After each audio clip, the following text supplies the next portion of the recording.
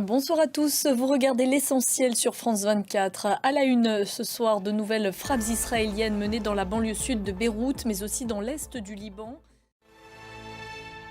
L'armée israélienne a donc bombardé ce soir des positions du Hezbollah dans la banlieue sud de Beyrouth, mais aussi dans l'est du Liban.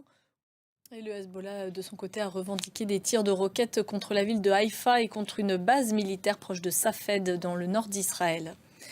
Dans la bande de Gaza, à présent, l'offensive israélienne s'est également intensifiée. Les bombardements ont visé ce dimanche le nord, le centre et le sud de l'enclave palestinienne. Et à propos toujours d'Israël, les autorités ne décolèrent pas après la décision d'Emmanuel Macron d'exclure du salon militaire euronaval toutes les entreprises israéliennes dont les armements sont utilisés à Gaza et au Liban. Le ministre israélien des Affaires étrangères, Israël Katz, a promis de soutenir ces entreprises par tous les moyens. On en vient à ce double scrutin qui se tenait ce dimanche en Moldavie, une présidentielle et un référendum, un vote suivi de très près par les Européens. Autre scrutin à présent au Kurdistan irakien. Après 4 reports et 2 ans de retard, les élections législatives kurdes se sont tenues ce dimanche.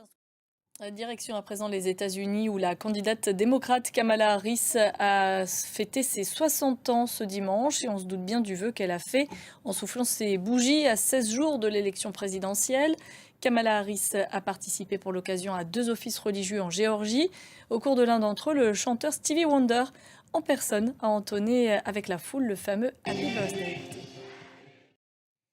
L'ouragan Oscar a commencé à toucher terre dans l'est de l'île de Cuba. On savait son arrivée imminente. Elle intervient alors que le pays traverse actuellement une grave crise énergétique.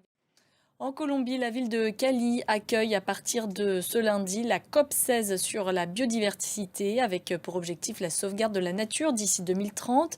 Mais un défi sécuritaire plane également sur l'événement. Axel Simon. C'est la fin de ce journal. Merci de votre attention.